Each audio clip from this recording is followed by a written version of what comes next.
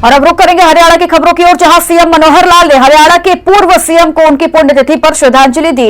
CM Manohar Lal ने tweet कर लिखा कि देश और समाज को समर्पित उनके आदर्शवादी विचार हमें सदैव जनसेवा के लिए प्रेरित करते रहेंगे। तो ये ट्वीट सीएम मनोहर लाल का, जिन्होंने पूर्व सीएम वीरेंद्र सिंह को पुण्यतिथि पर उनकी श्रद्धांजलि अर्पित की है और उन्हें ट्वीट के जरिए याद किया और कहा कि उनके आदर्शवादी विचार हमें सदैव जनसेवा के लिए प्रेरित करते रहेंगे। तो सीएम मनोहर लाल का ये ट्वीट आप देख रहे हैं, जहां हरियाणा के पूर्व सीएम को उनकी पुण्यतिथि पर उन्होंने श्रद्धांजलि अर्पित की।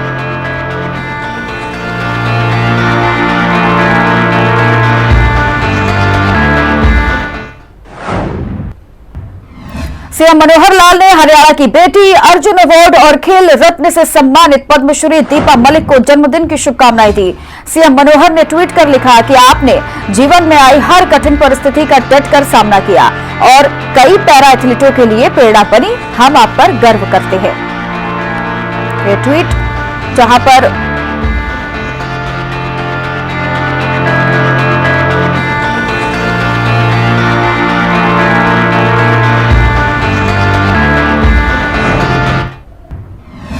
कुरुक्षेत्र गुरुकुल की प्राकृतिक खेती केंद्र का अवलोकन करने उत्तर प्रदेश सरकार का उच्च स्तरीय डेलीगेशन पहुंचा, जिसका स्वागत प्रदेश के शिक्षा मंत्री कंवरपाल गुर्जर ने किया। डेलीगेशन में उत्तर प्रदेश के कृषि शिक्षा एवं कृषि अनुसंधान मंत्री सूर्य प्रताप शाही, गन्ना विकास मंत्री लक्ष्मी नारायण चौधरी ने गुरुकुल प्राकृतिक खेती का निरीक्षण किया। देखिए, आज हम लोग उत्तर प्रदेश के माननीय मुख्यमंत्री योगी आदित्यनाथ जी के निर्देश पर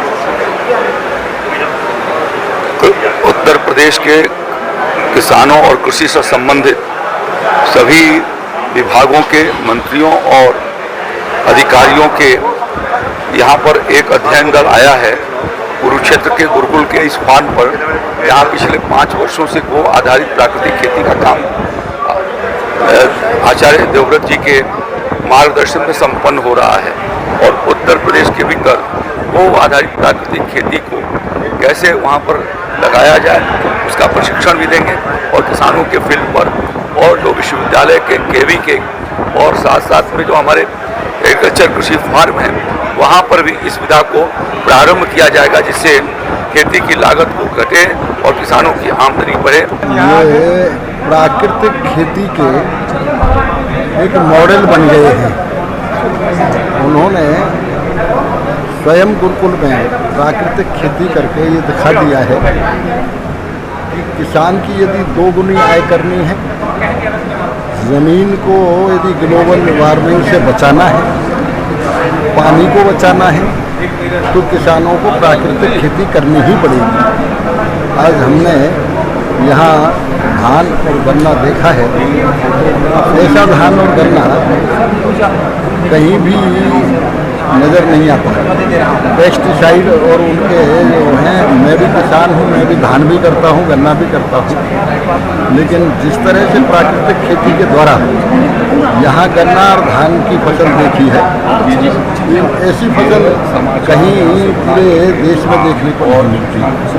इसलिए मेरा सभी किसानों से और सरकारों से भी ये अनुरोध है कि पृथ्वी को ग्लोबल वार्मिंग से बचाने के लिए, पानी की कमी को देखते हुए और ये प्रदूषण को बचाने के लिए हमको प्राकृतिक खेती करनी चाहिए। हम पूरे मंत्रिमंडल के साथ और अधिकारियों के साथ इस गुरुकुल के फार्म हाउस पे आए हैं और हमने हर अलग अलग फसल का, जो कि उन्होंने बताया है कि प्राकृतिक खेती के गो आधारित खेती इन फसलों को करने का, चाहे गन्ना है, धान है, गोभी है, अरबी है और बैंगन की भी खेती कर रहे हैं। तो हमने इस पर थोड़ा सा चर्चा करी है, क्योंकि ये अच्छा किसानों के लिए जो लाभ हो, हम इसको यूपी मॉडल में भी माननीय मुख्यमंत्री जी के नेतृत्व में, हमारे योगी जी के नेतृत्व में ये सारी टीम आई है। तो हम चाहते हैं कि भाई ये ऐसी खेती करके किसानों को भी लाभ दिया जाए।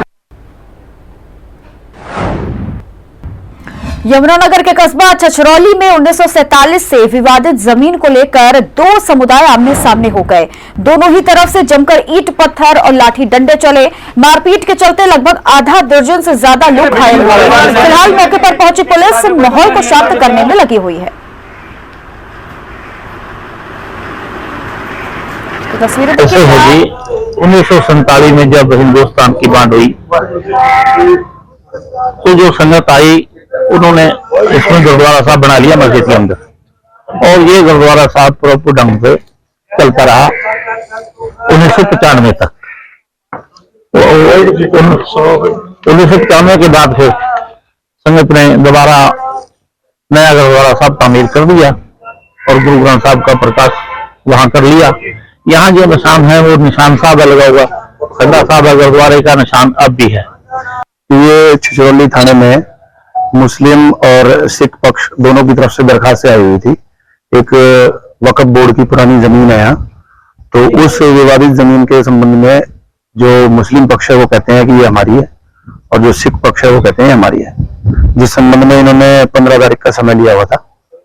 और आज सिख पक्ष ने वहां जाके पाठ शुरू कर दिया, जिसको लेके दोनों ही पक्षों में आपस में आज झगड़ा हो गया।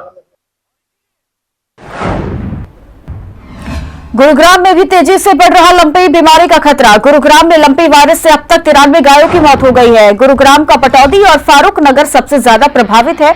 पशुपालन विभाग लगातार गायों का टीकाकरण कर रहा है और वहीं अब तक 71,000 गौवंशों का भी टीकाकरण हो चुका है।